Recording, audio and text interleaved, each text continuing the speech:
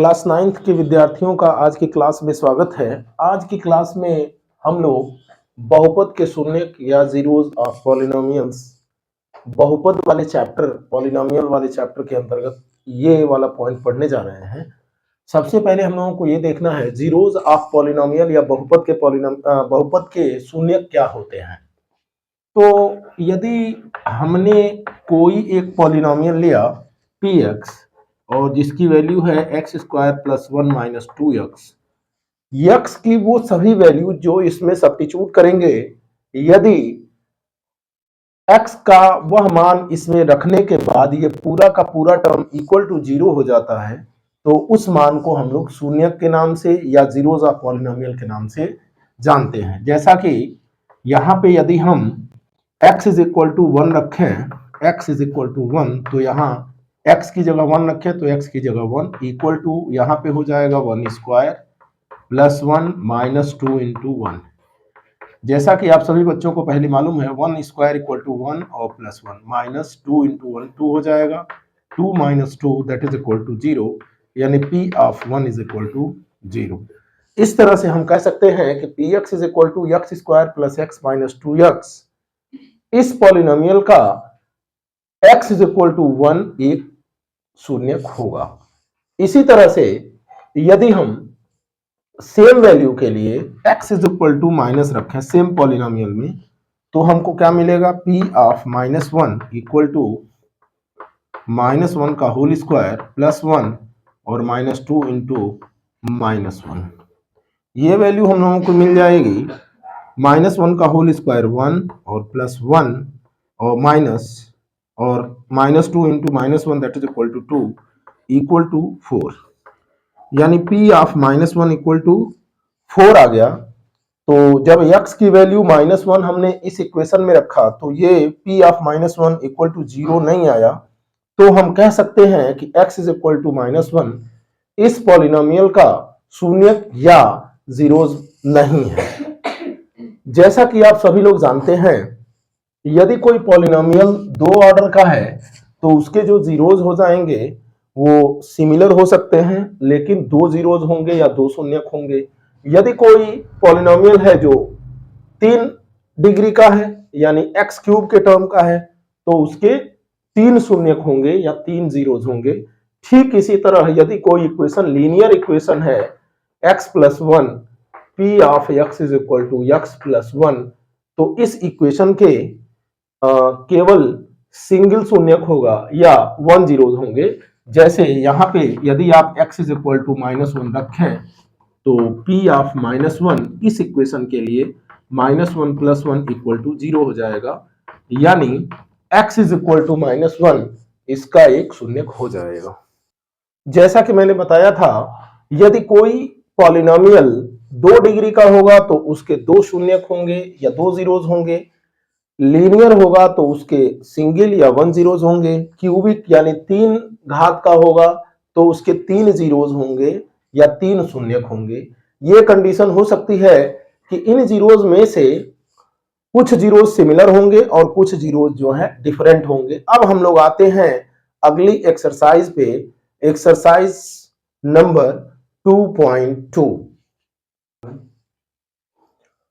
Exercise 2.2 का पहला question है कि दिए हुए बहुपद 5x minus 4x square plus 3 के मान बताना है, जबकि x की वैल्यू एक बार 0 है, x की वैल्यू माइनस 1 है और x की वैल्यू 2 है। यहाँ पर हम देखेंगे x इज इक्वल टू 0 जब हम इसमें सब्स्टिट्यूट करते हैं तो वैल्यू क्या होगी, जैसा कि हम जानते हैं x इज इक्वल टू 0, इसमें हम जब सब्स्टिट्यूट करेंगे सबसे पहले तो हम इसको px कंसीडर कर लेंगे, p ऑफ x, तो px is equal to 5x minus 4x square plus 3 हो जाएगा। x इज इक्वल टू 0 रखेंगे तो ये हो जाएगा p of 0 5 into 0 minus 4 into 0 और प्लस 3। 4 इंटू 0 0 हो जाएगा, 5 इंटू 0 अगेन 0 हो जाएगा, 0 और 0 हो जाएगा और प्लस 3, यानी कि ये वाली वैल्यू इक्वल टू 3 हो जाएगी। ठीक इसी तरह जब x is equal to minus 1 इस इक्वेशन में रखेंगे तो p ऑफ माइनस 1 जो होगा, p ऑफ माइनस 1 जो होगा 5 into minus 1 minus 4 into minus 1 का होल स्क्वायर और प्लस 3 हो जाएगा। यहां से 5 इंटू -1 हो जाएगा -5 और -4 इंटू -1 का होल स्क्वायर +1 होगा, -4 से मल्टीप्लाई करेंगे तो -4 हो जाएगा। तो -5 -4 +3, -5 और -4 हो जाएगा -9 और जब इसमें +3 6 ऐड करेंगे +3 तो ये हो जाएगा -6। ठीक इसी तरह जब इस इक्वेशन को सॉल्व करेंगे हम लोग x इज इक्वल टू 2 के लिए 5x - 4x स्क्वायर +3 की वैल्यू कैलकुलेट करेंगे तो हम लोगों को मिल जाएगा P of 2 is equal to 5x - 4 into 2 square +3 और सॉरी 5x की जगह 2 हमको सब्स्टिट्यूट करना है तो 4 इंटू 2 स्क्वायर +3, 5 2 जा 10 हो गया और 2 2 जा 4 4 जा 16 हो गया और +3 हो गया। अब यहाँ पे 10 और 3 हो जाएगा 13 और -16 दैट इज इक्वल टू -3 हो जाएगा। इस तरह से क्वेश्चन नंबर 1 का x इज इक्वल टू 0 पर इस इक्वेशन का जो वैल्यू होगा 3 होगा, x इज इक्वल टू -1 पर इस इक्वेशन की वैल्यू -6 हो जाएगी और x इज इक्वल टू 2 पर इस इक्वेशन की वैल्यू या इस बहुपद की वैल्यू जो होगी वो -3 के इक्वल हो जाएगी। अब आते हैं हम लोग क्वेश्चन नंबर 2 पर।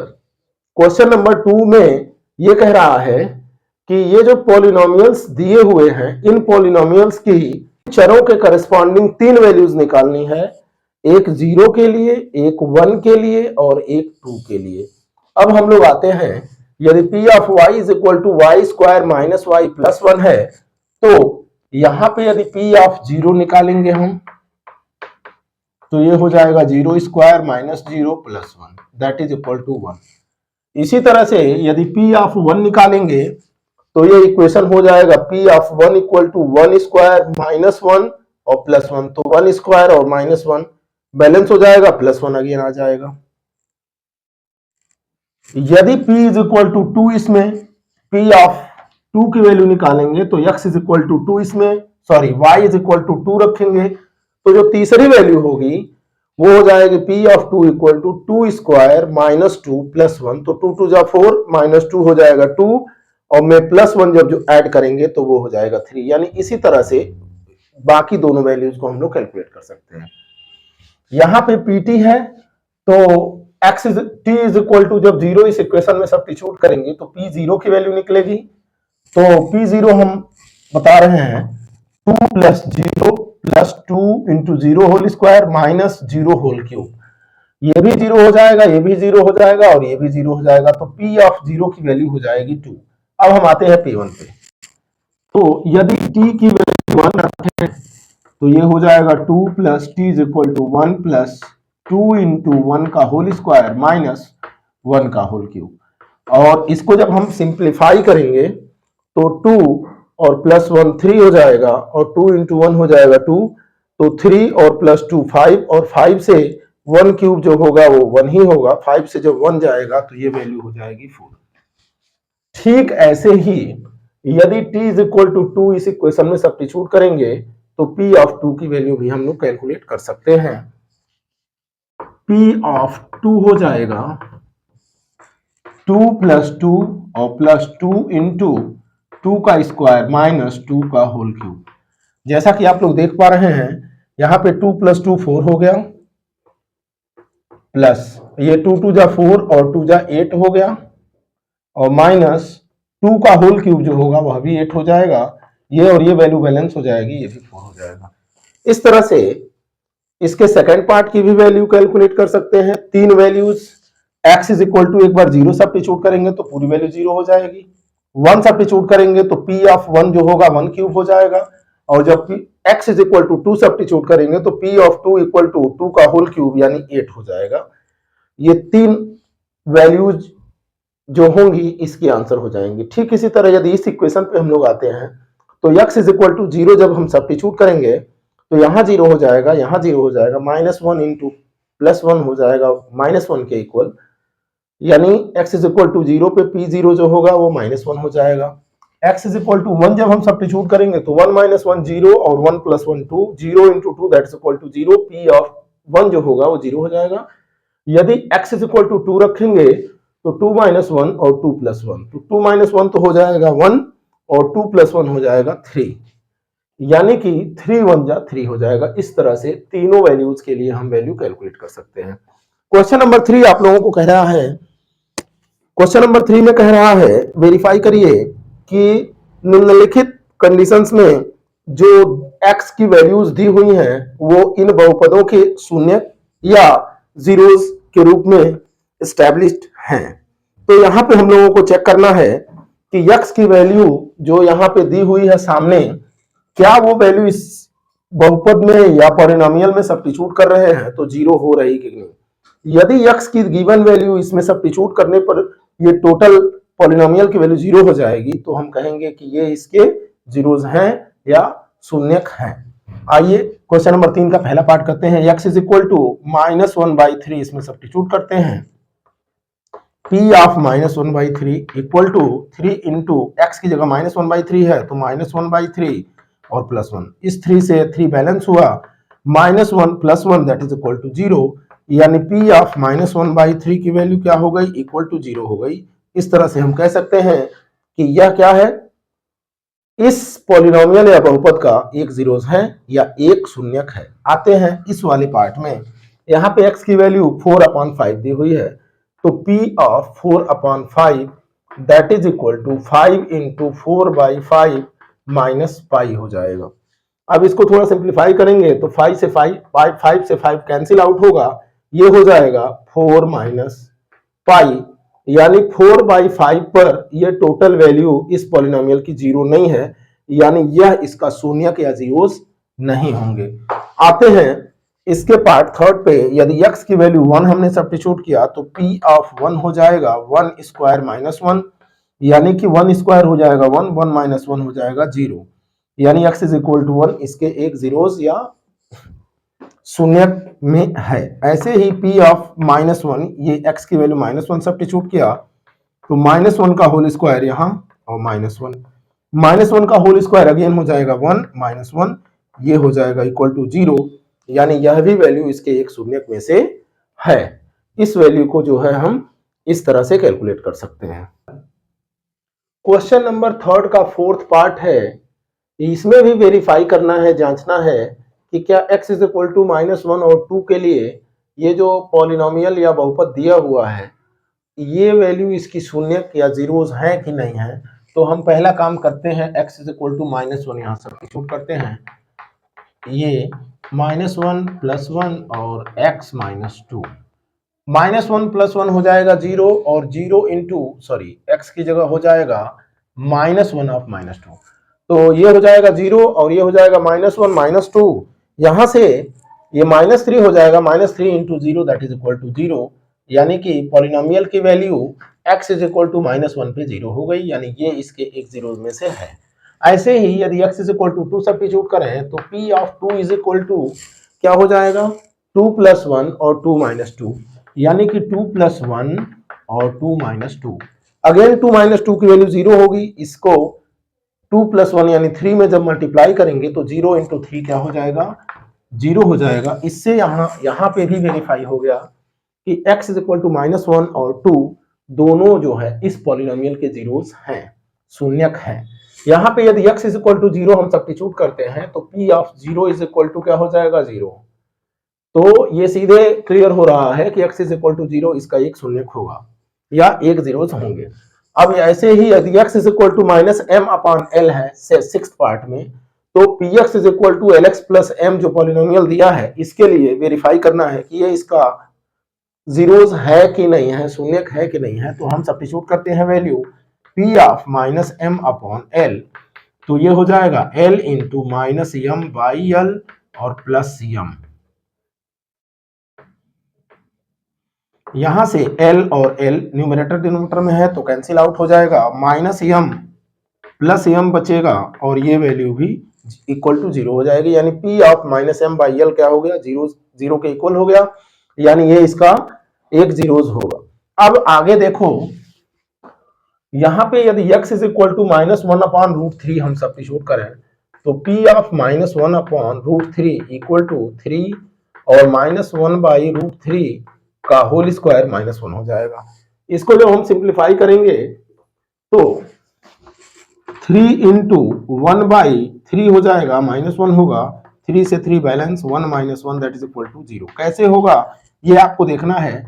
-1/√3 में जब -1/√3 से मल्टीप्लाई करेंगे, जो कि होल स्क्वायर में दिया हुआ है, तो ये माइनस और माइनस कंबाइंड होकर के प्लस हो जाएगा और 1/√3 इंटू 1/√3 हो जाएगा। √3 में जब √3 से मल्टीप्लाई करते हैं या कोई भी क्वांटिटी यदि रूट में है और उसी क्वांटिटी से पुनः मल्टीप्लाई करते हैं तो रूट क्या हो जाता है, रिजॉल्व हो जाता है, रूट कैंसिल हो जाता है और ये वैल्यू हो जाती है 1/3 के। यही वाली वैल्यू हमने यहाँ सब्स्टिट्यूट किया है, 0 के इक्वल हो गया। अब 2/√3 यदि सब्स्टिट्यूट करें इस इक्वेशन में तो देखा जाए क्या वैल्यू 0 हो रही है।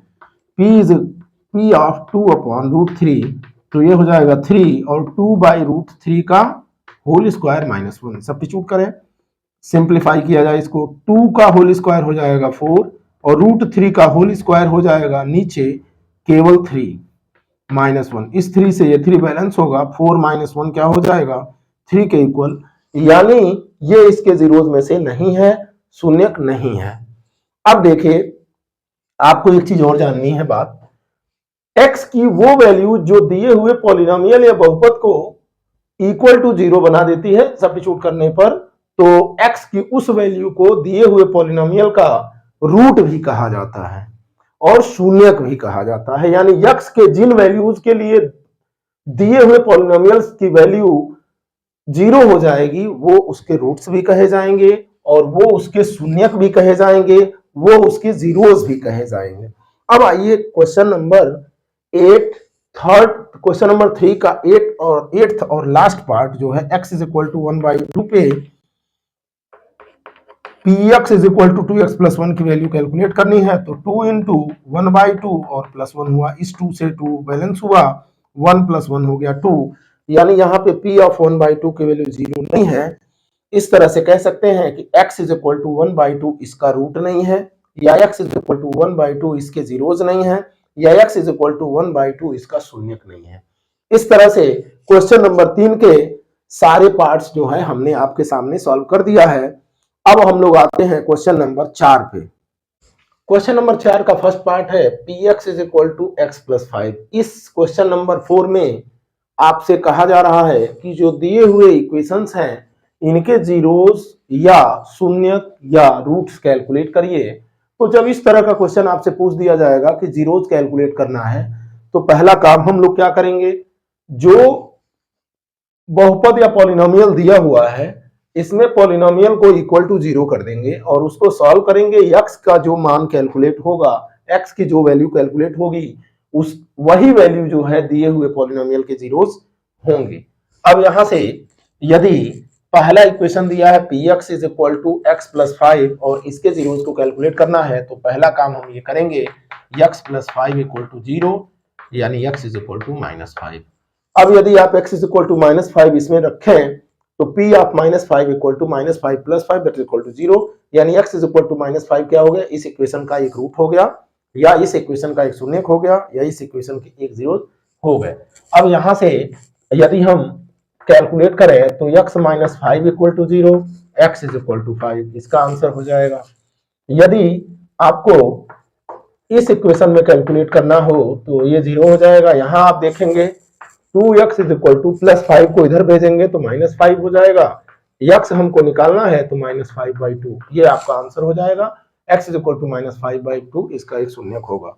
अब आते हैं फोर्थ पार्ट में, तो यहां हो जाएगा 3x - 2 इक्वल टू 0, ऐसे ही 3x इज इक्वल टू 2 यानी x इज इक्वल टू 2/3, यह इसका एक शून्यक हो जाएगा। यहाँ सीधे सीधे वैल्यू आपको दिख रही है 3x इज इक्वल टू 0 है, चूंकि 3 0 नहीं हो सकता, ये नेचुरल नंबर है तो x की वैल्यू 0 होगी। इस तरह से x इज इक्वल टू 0 इसका एक शून्यक हो जाएगा। यहाँ पे a नॉट इक्वल टू 0 है, px is equal to ax polynomial दिया हुआ है, इसके शून्यक को कैलकुलेट करना है तो ax इज इक्वल टू 0 हम करेंगे, चूंकि a 0 के इक्वल नहीं है इसलिए यहाँ x इज इक्वल टू 0 हो जाएगा। इस तरह से x इज इक्वल टू 0 इसका एक शून्यक या रूट या जीरोज में होगा। अब आते हैं इस क्वेश्चन पे पी पार्ट में, px is equal to cx + d है, जहां c नॉट इक्वल टू 0 है, c और d रियल नंबर्स हैं, वास्तविक संख्याएं हैं, तो इसके जीरोस को कैलकुलेट करने के लिए क्या करेंगे आप, cx plus d equal to 0। अब यहां से cx d को इधर भेजेंगे तो माइनस डी हो जाएगा, अब c को इधर भेजेंगे तो डिवाइड करेगा, x की वैल्यू हो जाएगी माइनस डी अपॉन सी। इस तरह से x is equal to minus D upon C इसके एक जीरो में से या एक रूट हो जाएगा। आप सभी लोगों को इस एक्सरसाइज 2.2 को खुद भी सॉल्व कर लेना है। इसके जो एग्जांपल्स हैं उनको आप सॉल्व करेंगे। यह वीडियो आप पूरी देखेंगे। इसके अलावा आपको यह ध्यान रखना है, इस वीडियो को आपको अपने फ्रेंड्स को अधिक से अधिक शेयर करना है, लाइक करना है, और यदि कहीं कोई दिक्कत होती है तो कमेंट करना है। क्लास 9th के सभी विद्यार्थी इसको ध्यान से देखेंगे। धन्यवाद। वीडियो देखने के लिए बहुत बहुत धन्यवाद।